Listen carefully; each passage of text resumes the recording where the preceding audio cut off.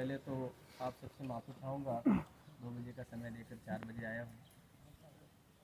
पर यहाँ इस विधानसभा में आने के बाद ये लगा मुझे कि यहाँ के आपके लोग हैं, यहाँ की जनता है, यहाँ के मतदाता हैं, यहाँ के कार्यकर्ता हैं, आप सबका प्यार, आप सबका स्नेह देखकर मन बहुत गदगद कर रहा है। मन्नारे जगदीश भाई की इस कर्मभूमि पर मुझे आप सबके बीच में आने का, आप सबसे मिलने का मौका मिला, इसके लिए आपको धन्यवाद। साथियों, हम सब लोग जो यहाँ बैठे हैं सभी के सभी कार्यकर्ता हैं और मुझे नहीं लगता कि हमें कोई चीज़ें या मुझे कोई बातें ऐसी आपको बतानी पड़े जो आप जाके और गांव में लोगों को बताओ, क्योंकि मैं भी आपके समकक्ष हूँ, आप जैसे लोगों के बीच से ही निकल कर आया हूँ। तो आप आज तक हम जिस सामाजिक और अपने समाज के संवैधानिक हक और अधिकार के लिए लड़ रहे हैं, वो हक और अधिकार आप सब अच्छी तरह से जानते हैं। क्योंकि आज हम चुनावी सभा में यहाँ आए हैं, इसलिए थोड़ा सा मैं चुनाव संबंध में ज़रूर बताऊंगा कि हम लोग चुनाव में किस तरह से सफल हुए और आप लोग यहाँ पर संख्या बल में थोड़ा सा पीछे कैसे रह गए। साथियों, अभी हम भी ऐसे नहीं है कि फर्स्ट बार या पहली बार चुनाव लड़कर सफल हो गए।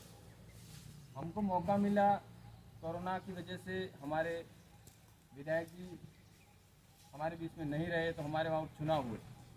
हम लोगों ने कड़ी मेहनत करी और यहाँ तक कि मन्नारे भाई और आप जैसे लोगों ने, टीमों ने भी वहाँ पर बहुत सहयोग किया। पूरा भिल प्रदेश दरियावत में लगा था, बावजूद इसके हम संख्या बल में पीछे रह गए। पर आप लोग तो एक आम विधानसभा चुनाव में लड़ाई लड़ी और अच्छी लड़ाई लड़ी। इसके बाद मैं ये कह सकता हूँ हम संख्या बल में थोड़े से पीछे रहे हैं, लेकिन हम हारे नहीं हैं। चुनाव 2 तरीके से होते हैं, या तो चुनाव जीता जाता है या सीखा जाता है। जिस तरीके से हमने उपचुनाव सीखा था वैसे ही आपने भी सीखा। लेकिन सबसे बड़ी खुशी की बात यह है कि हमको चुनाव हारने के बाद, सीखने के बाद 2.5 साल का वक्त मिला था और आप सब लोगों को सीखने के बाद महज 3 महीने का वक्त मिला। विधानसभा चुनाव के बाद लोकसभा चुनाव है अपने, और आप सब लोगों ने जिस तरीके से विधानसभा चुनाव में काम किया और हम लोगों ने किस तरीके से काम किया, हम सफल कैसे हुए, आप थोड़ा सा संख्या बल में पीछे कैसे रहे, इससे थोड़ा सा हम आपस में बैठकर अगली बार जब बैठेंगे।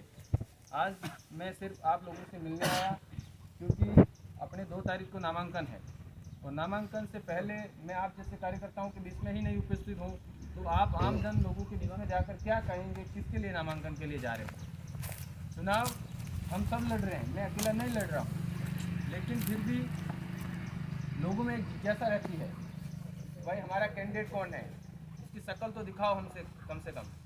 इसलिए मैंने का भ्रमण भी हो जाएगा। आप सब लोग यहाँ पर 2 से 3 घंटे तक इंतज़ार कर रहे हैं, इसके लिए मैं आपका धन्यवाद का पात्र हूँ। और क्योंकि आज हम यहाँ पर लंबी चौड़ी बात नहीं कर पाएंगे, फिर भी हम लोगों ने विधानसभा चुनाव एक पंचायती राज चुनाव की तरह लड़ा था, मतलब एक एक वोट की तरफ। अधिकतम बार ये होता है कि हमारा वोट, खास करके आदिवासी बाहुल का वोट बूथ तक पहुँचता ही नहीं है। बहुत सारे तो कार्यकर्ता और वोट ऐसे कट्टर होते हैं जिनको आप तोड़ कर भी बूथ तक ले जाओगे वो आपको वोट नहीं देगा। लेकिन बहुत सारे वोट ऐसे होते हैं, मिनिमम 70% वोट ऐसे होते हैं जो कन्फ्यूजन में होते हैं और उनमें से 30% वोट तो बूथ तक नहीं पहुंचते हैं। हमने उन वोटों पे टारगेट किया जो बूथ तक पहुंचते ही नहीं है हर बार, और उन लोगों को हमने बूथ तक पहुंचाया और इसी तरीके से हम सफलता हासिल करी।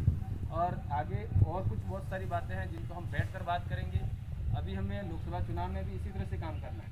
हमारी सबसे बड़ी खासियत ये है कि आदिवासी परिवार का जो विजन है, आदिवासी परिवार का जो लक्ष्य है, आदिवासी परिवार का जो विचारधारा है, इस विचारधारा से जुटने के बाद कोई भी शख्स कभी भी आज तक टूट के नहीं गया है। इसीलिए एक बार जो वोट अपने पास आ गया, एक बार जिसने हमको मतदान किया, एक बार जिसने हमारी विचारधारा को मत दिया, वो टूट के वापस नहीं जाता है। बस हमारा काम ये होना चाहिए कि वो वोट बूथ तक पहुंच जाए। इसलिए मुझे पूरा विश्वास है कि आप सब लोग तन मन से लगेंगे और हमारा हर एक मतदाता बूथ तक पहुंचाएंगे और हम ये लड़ाई जीतेंगे। आप सब लोगों ने मुझे यह सुना, इसके लिए धन्यवाद। जोहार।